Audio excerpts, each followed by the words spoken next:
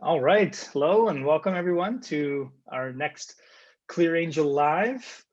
You are not looking at Shen. This is our amazing Margot, who has decided to take this from Shen, and we're so excited to have her. Margot was really our first kind of partner whisperer at Clearco and has a ton of experience on the partnership side. So, Margot, our goal here today is to try to help our ClearAngel founders try to think through like landing their first partnership. A lot of questions we've had have come from that, so I'll pepper you with those. But why don't you kind of give us a quick background on yourself and yeah, how you ended up here, and then I'll just start peppering you with questions.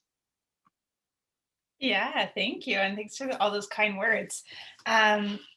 So thanks for, whoever's tuning in to watch this, here to help. So my name's Margot.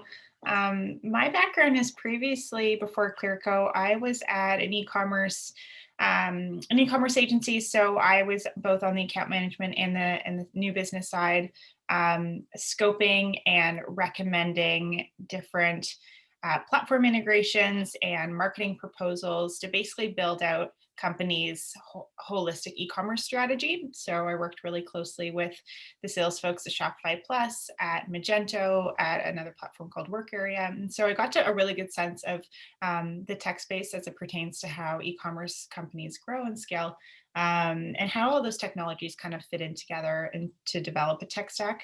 And fascinated with that space, I wanted to maybe essentially join a company to help build out something specific. In my previous role, I was always working to scope out a project, and then I'd hand it off to the people managing it moving forward. And so, yeah, joined Clearco about 2 years ago to build out how we start working with different tech platforms and basically connecting them with our customers to continue to create that growth and help them with that growth. And so what that really evolved into is we have essentially a partner matchmaking program now where we look at customers' data and we'll recommend the right platforms or agencies or other services based on their performance metrics. So yeah. So fun fact. So when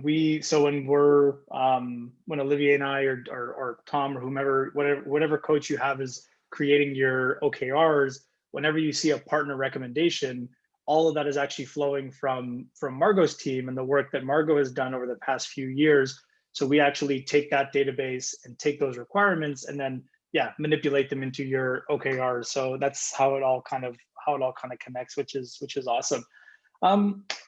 Okay, so by far the most frequent question we get is this idea of like, partnerships, BD. I think a lot of people, when they're first, especially if you're a solopreneur, you have a really small team, you're wearing a lot of hats. You're probably doing partnerships in BD, and BD being, business development.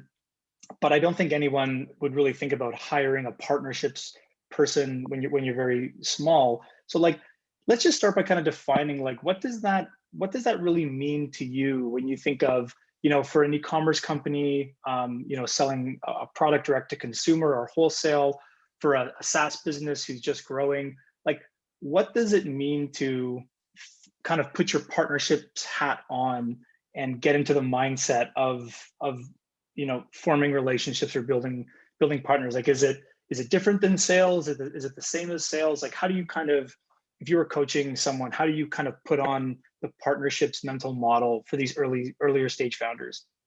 Yeah, absolutely. It's definitely a form of sales. I think if anything, it just adds, a layer of creativity. So if you're thinking of, how do I get my product or services in more hands, on more eyeballs in kind of a low cost way, if you are thinking on bringing on a dedicated partnership person or that's your role within the company already, it's really, thinking about how do I connect and work with like-minded brands or companies that where, for them to promote my product or my service, is an integral part of kind of their brand values or their product. I think that role is so different from an e-commerce company than a SaaS company.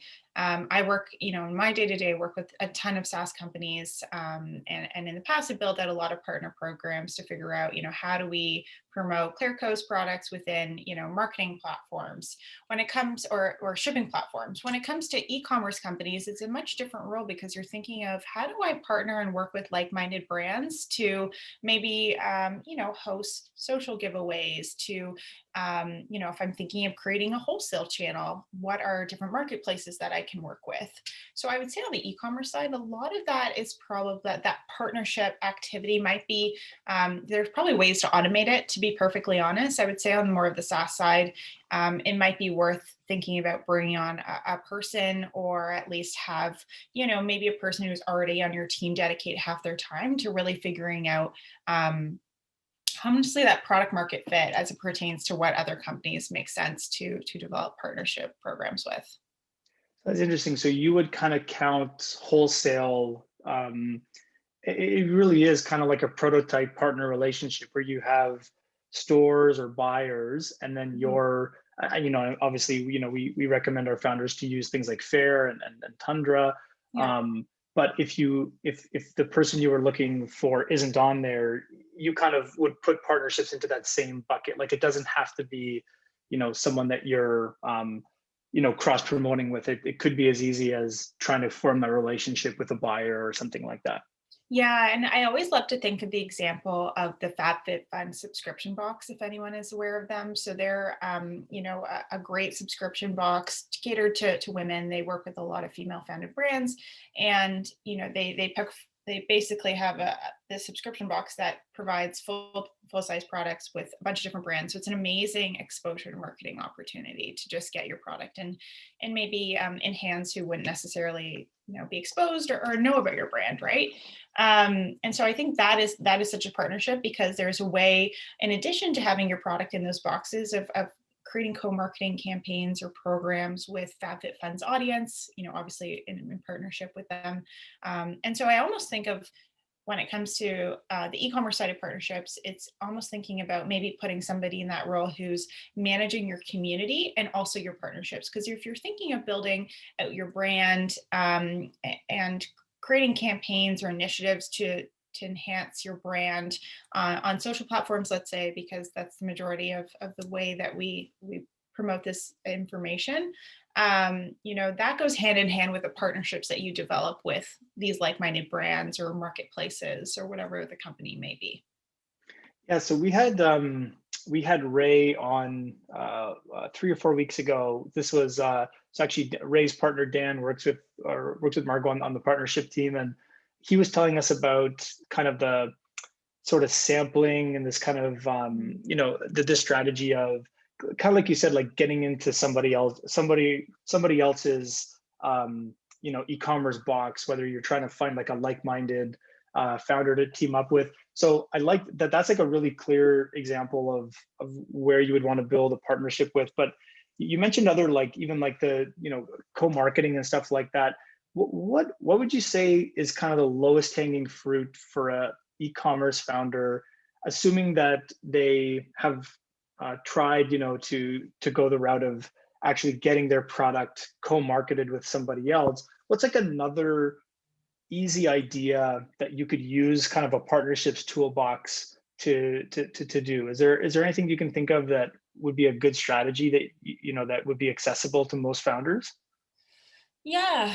Let me think. So I think, like, at the end of the day, I think something that can get lost in the shuffle of starting and scaling an e-commerce business is really coming back, and I guess two things, like know your customer inside out, have them be involved with any business decisions, whether it's product related or marketing, and also being able to just be an expert at continuing to tell your brand story. So I think if you're even going back to the idea of co-marketing with another brand, or let's say you've joined, you're going to do a pop-up shop with another brand or two somewhere in your community.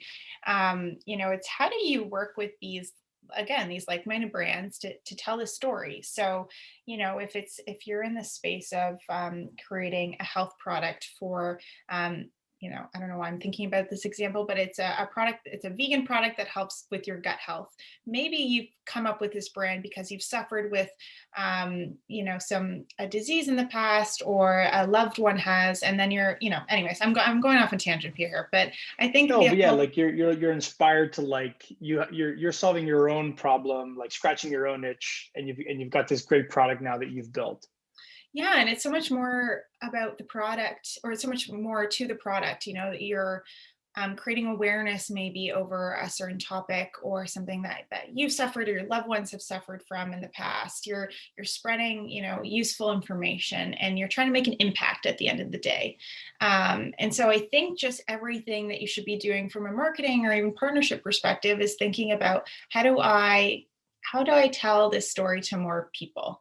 How do I, kind of tie on those emotional heartstrings? Because at the end of the day, that's how you start converting, some of those visitors who maybe landed on your site into first-time buyers. And that's how you Right. convert those first-time buyers into loyal customers. So it's really, again, also, another thing is just as you're starting out, to really thinking about your whole sales funnel. So you know your customer at this point, you obviously know your brand and your product. And so how do you build out this really sustainable sales funnel so you're continuing to build those relationships? No, that's so okay. So let's say you've sort of honed in on, um, you want to start kind of branching out. One of the things I always found daunting was how do you make that list? And like specifically, like is it because I always, and we asked this question to Alicia when she was on about social media, because where I still to a lot of degree worry about social media is, unless you're lucky enough to be in our position where you've hired someone like you or someone like Alicia who can Yeah. run this for you, you can kind of just get lost. Like you could lose an entire day doing partnerships Yeah. where you're like what are you doing? What does that day look like when you wake up, you make your coffee, you sit down, and you're like, okay, I'm going to land a partnership this week. Putting one foot in front of the other, what does it mean? How do you kind of track that progress? How do you make sure that you're not just kind of like, and again, like wasting time, it's not what I mean, but like Yeah. how do you make sure you're actually moving towards an outcome and not just like browsing LinkedIn, browsing online, sending a bunch of emails and kind of crossing your fingers, hoping that something's going to come back? Like, how do you make progress? How do you hold yourself accountable to that? And even thinking of like your first one, like, go back to, you've created this incredible product, you're passionate about it, you're an expert in partnerships, you're going to sit down and say, all right, my objective for the next 2 weeks is to land, you know, um, a marketing partnership, maybe a podcast interview or something like that. How do you actually put one foot in front of the other and make that happen? Yeah, for sure. And so just with being like, if I was an e-commerce founder, I think, coming back to the idea of building out your sales funnel, and it's what touch points do you need to make with either your visitors, your prospects, or your existing customers to make sure, all those groups of people are being nurtured. So it's like, what activities specifically do you need to do? And I think that will help you build out what are those metrics that you want to hit, even if they're totally off by, the end of that month or the end of that quarter. It's just setting some guardrails essentially for yourself, because once you have that, you can sort of work down and you can start to say, okay, what are those things that I need to build when it comes to that communication? What are the types of companies that I need to work with to get there? um, and so I think, it's partnerships is a lot of trial and error, as I know Kent has seen me do. And so it is an investment to move forward on that path. I think it's when it comes to even partnering with certain platforms that can help automate a lot of your day to day. I think where you start is really, okay, what are the things that I do manually every single day that eat up a lot of my time that I hate doing? Because you can probably automate a lot of that. What are things that are breaking often or not converting, let's say on the site? And it's really just putting together this list of what are those mundane things where, like, I know I need time back in my day to do what I'm really good at and to, scale this brand. So I need to automate those things. And just thinking about that repeatability mindset of, if I was able to automate this one thing that I have to do every single day, I'm going to get back 10 hours back in my week. And so that can be dedicated to figuring out how do I take my business to the next level. So yeah, that's interesting. So that's almost like taking the, and again, like obviously tools like, the partnership recommendation tool, ClearAngel, we're going to try to help you identify, these areas where we think a partner can come in and give you that leverage. So what if it's, I'm trying to think of a good example of, oh, okay. So I mean, even it kind of goes back to even like, like chasing influencers. So I used to run this keto e-commerce store, and my idea of a partnership was to, work with gyms. So a lot of people who like fitness, like keto stuff. This Yeah. was like 5 years ago when keto wasn't so saturated in every magazine or anything like that. And You're on I try, something. yeah, that's right. I tried to build up, I guess, a sales channel of essentially, I guess it is kind of like wholesaling these to fitness gyms, and then, they would sell, my products in their gyms.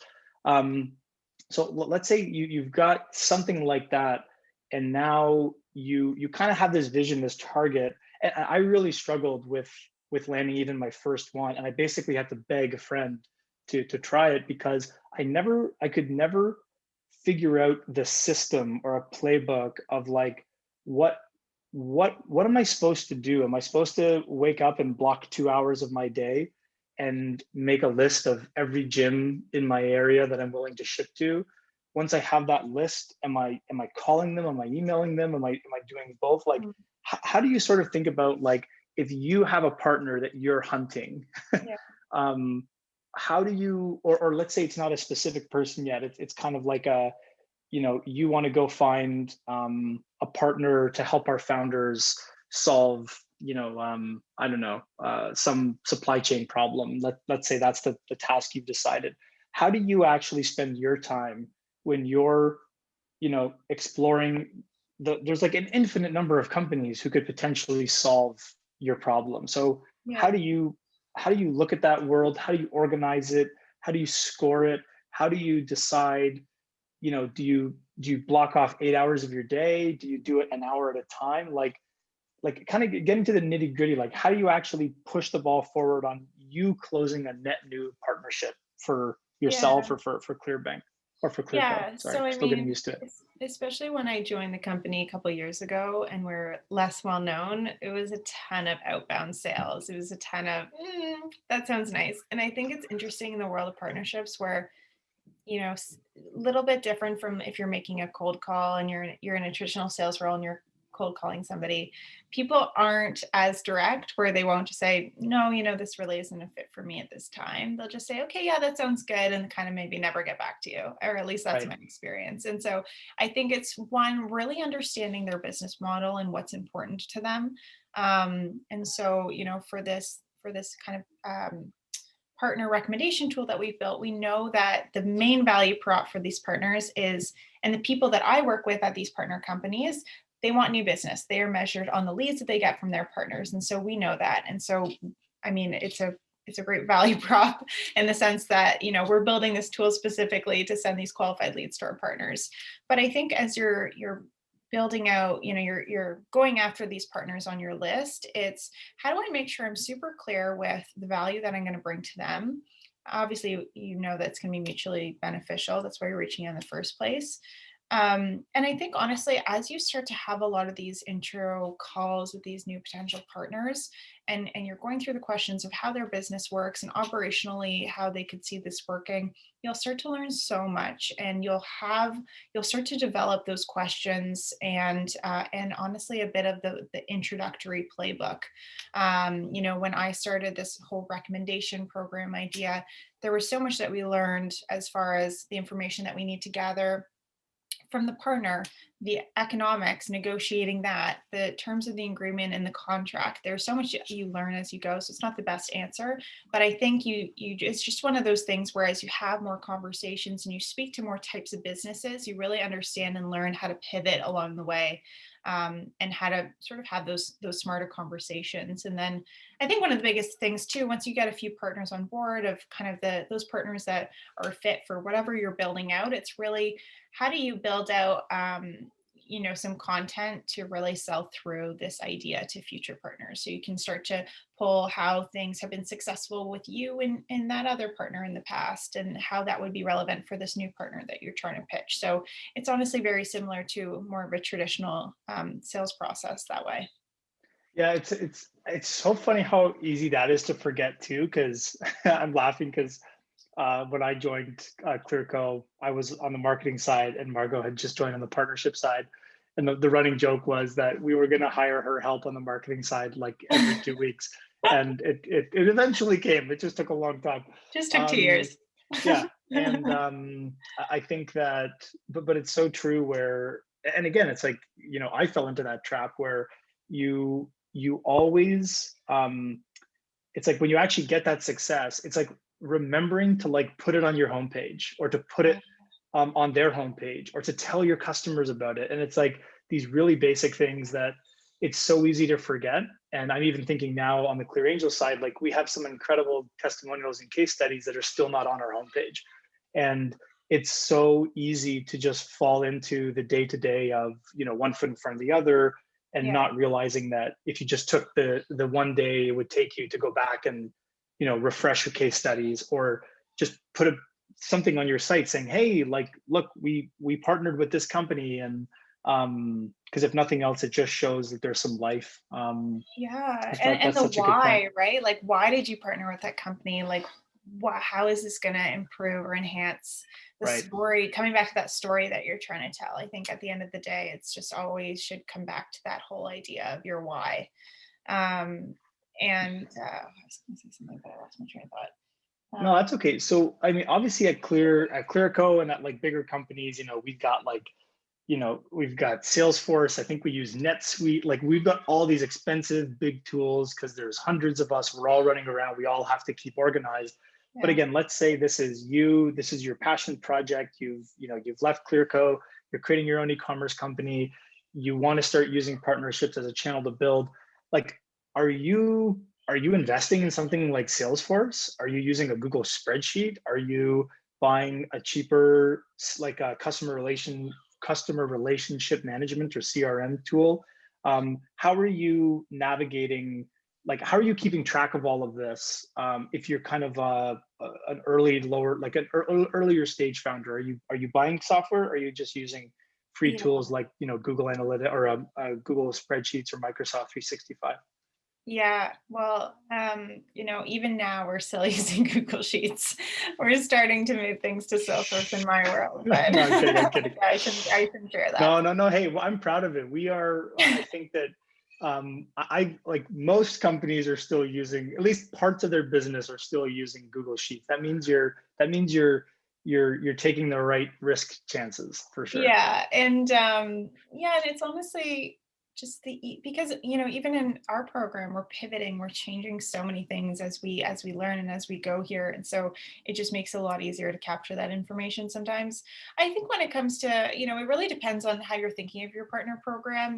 For us, we're really looking to scale and onboard more people to manage these relationships with partners. If you are on the smaller side and this is just something you're getting started, you're probably going to be in a place where you want to have fewer partners and go deeper with them versus having a huge volume of them that maybe you can't really manage, and then the outcomes aren't that great. It really just depends on how you first see building out your program. And I think when it comes to an e-commerce company, it makes sense to say, these are kind of some of the brands or marketplaces that I want to work with, and I really want to go deep with them because, let's say I know their business model, and I know that the customers or the lead list that we have, there's a lot of intersection or crossover against, their customer That's profile.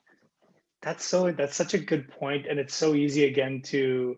So even thinking back to my example, like here I was making a list of 50 different gyms and really hammering all of them with emails and like phone calls and stuff.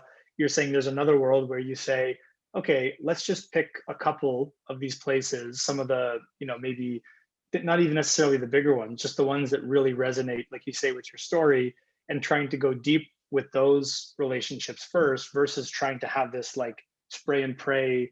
Like, Yeah. would you create a much smaller targeted list versus like a giant, like, oh, I'm going to just message everybody? approach? Yeah, I would, because I think at the end of the day, to catch somebody's attention, you have to personalize your outreach. So that's going to take some time. I think, one thing obviously you want to keep in mind is you want to build a pipeline of those target companies that you have. Let's say, probably not all of them are going to say yes to work with you, unfortunately. And so you may want to make sure you have that pipeline built. But I think, yeah, I think with that said, you want to make it super clear that like you're reaching out for a very specific reason and that you've done your homework. And so you again, like that all leads into the personalization of that communication.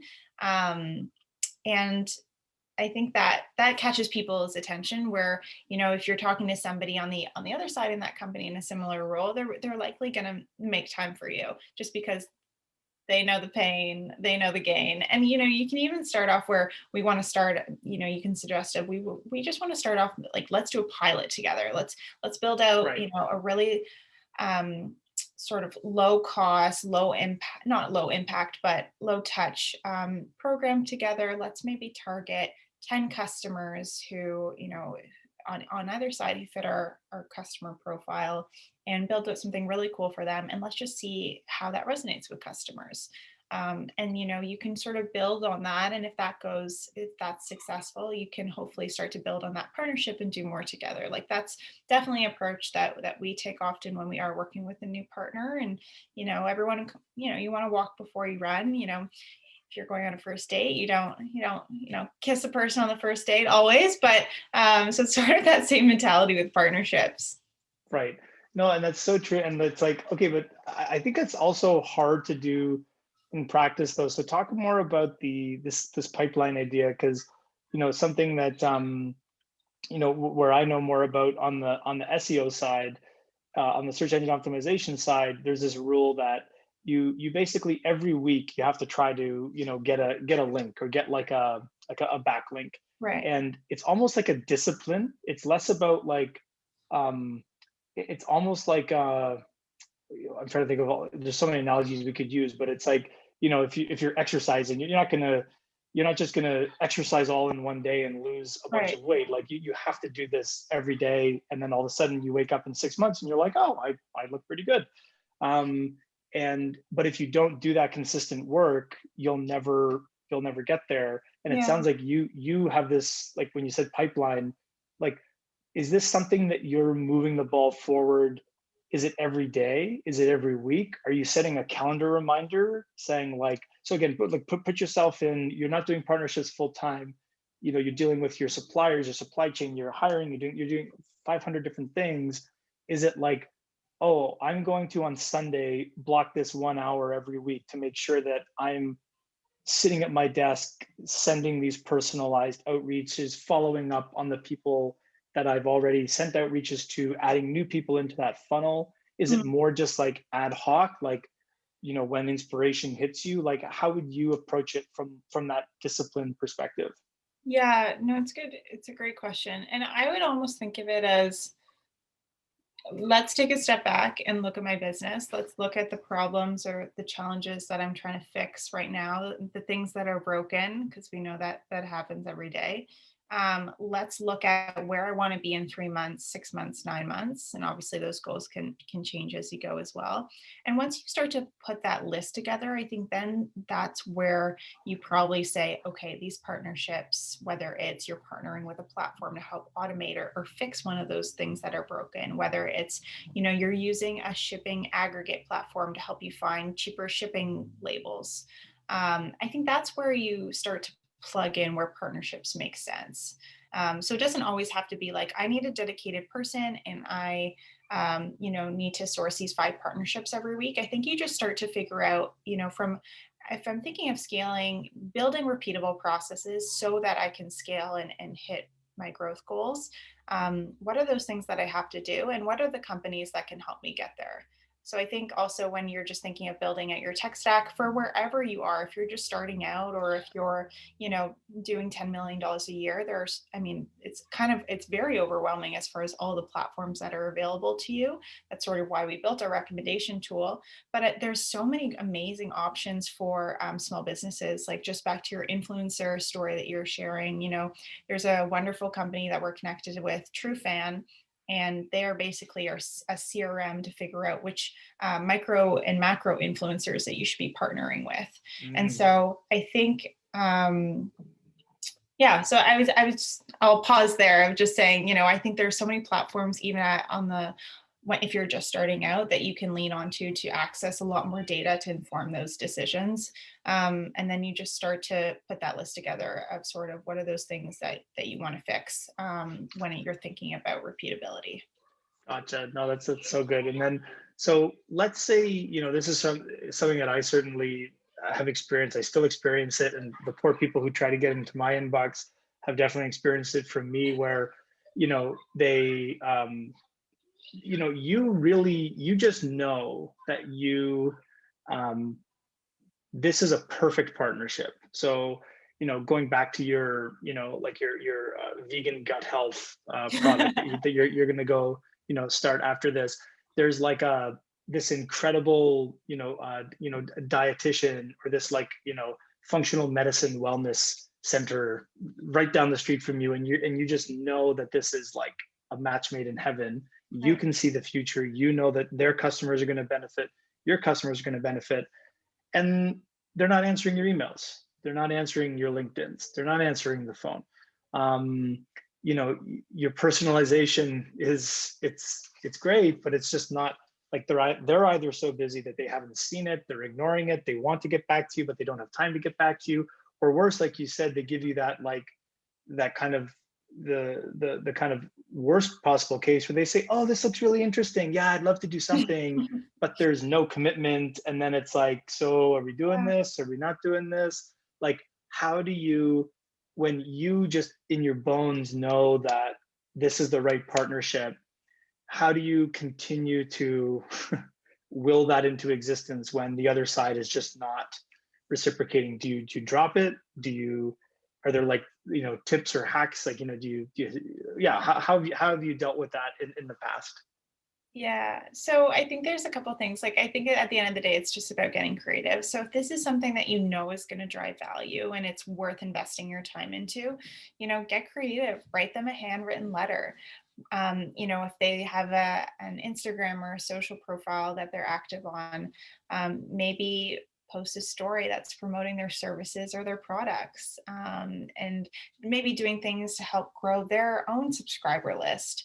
You can just sort of, just think outside the box of like, how would I provide them value? How do I help grow their, whether they're a dietitian looking to grow their subscribers and create that content, how do I show them some love, grow their subscriber list? How do I, if there's publications or other brands that they follow or that they work with actively, how do I maybe partner with them just to get, their eyeballs? Or how do you even find a mutual connection that maybe somebody can introduce me to? That's an approach we often do for our own partners, or partners do for us, where let's say we really would love an introduction or a conversation with somebody that our existing partners is partnered with, and so they'll likely oftentimes make an introduction.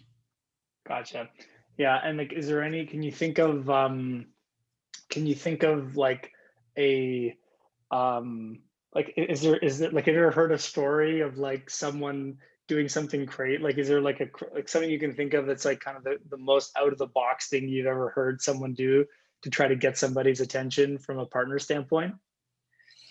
I think I was listening to a podcast the other day. It was with the founder of Three Ships. So they're a beauty company based in Toronto. Co-founders have been really successful, but basically, they really believed in the power of PR at a very early stage in their business. And, they would just spend hours writing emails to different magazines and other online publications of just saying, here's my product. Here's why I think, this article would be valuable for your subscribers based on the types of content that you've put out, and clearly like the types of people that you're writing to and it's resonating with.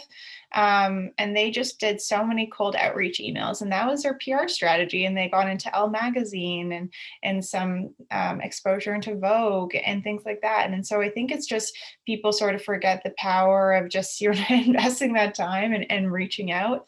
And so I thought that was, going back to the basics, right?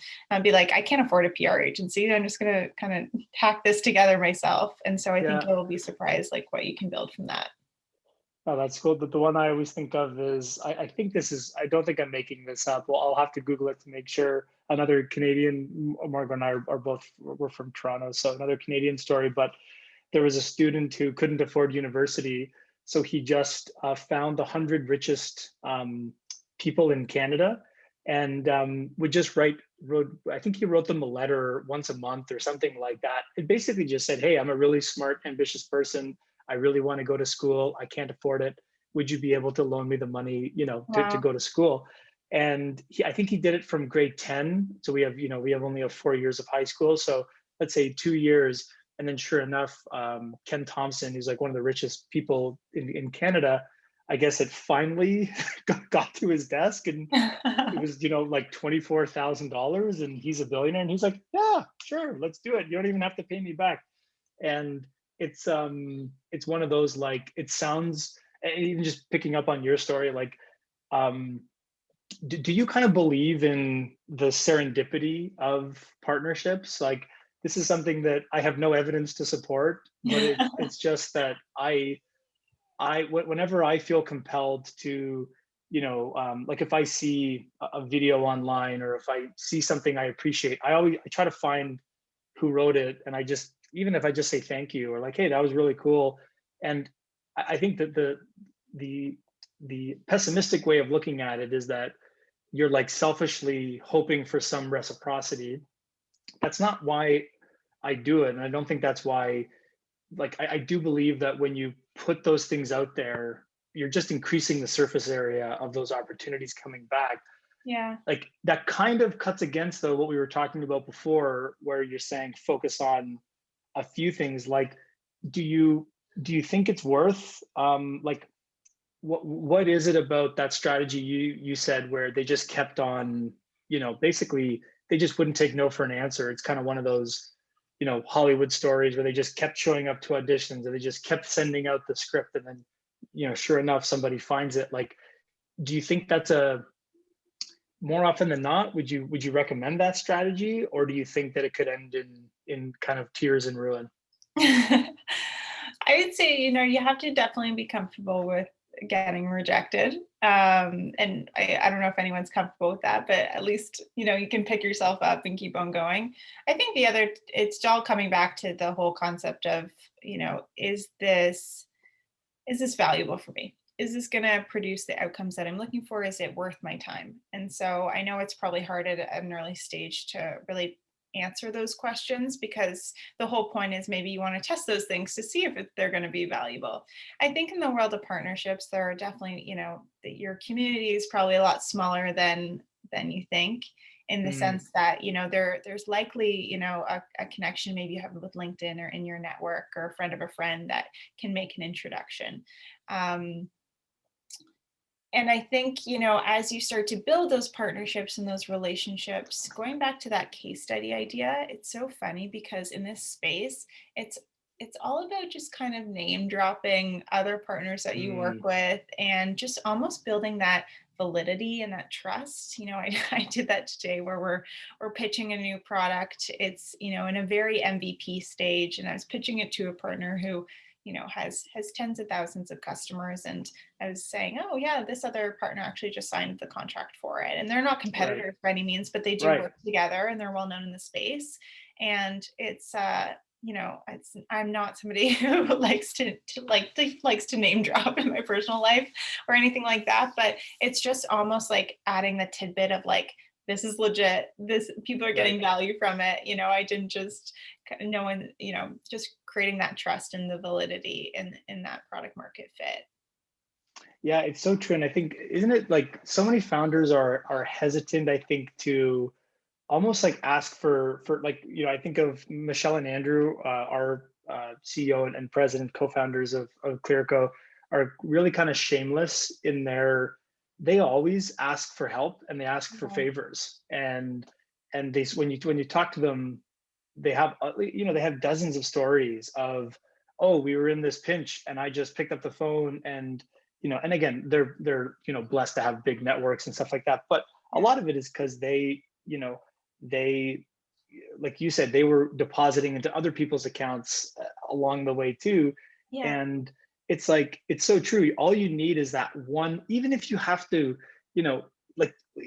whatever you have to do to get that first ball rolling, it's amazing how you can just start to pick up more and more and more and more. Like I think of like these podcasts and stuff, and almost every podcast, at least like interview ones, when you get down to the metal, like, hey, how did you grow this?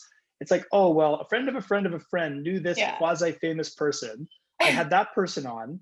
Then I was able to get this person on. And then I was able to get, and it's just this like, this snowball effect of kind of riding on the backs of other people, really. And I think that's you'd be surprised like how many people will offer to help or will say yes to maybe those questions. But yeah, it's uncomfortable. Like, I mean, at least for me, even just personally, like it's uncomfortable to ask for help. You want to make sure that you're doing a good job and that you can kind of figure it out yourself. And maybe if you're a new entrepreneur, you've left a comfortable job and, you want to prove to everyone that you can do this and that there's true. scale and, you've invested time and money into building this out and you want to obviously prove that to people perhaps.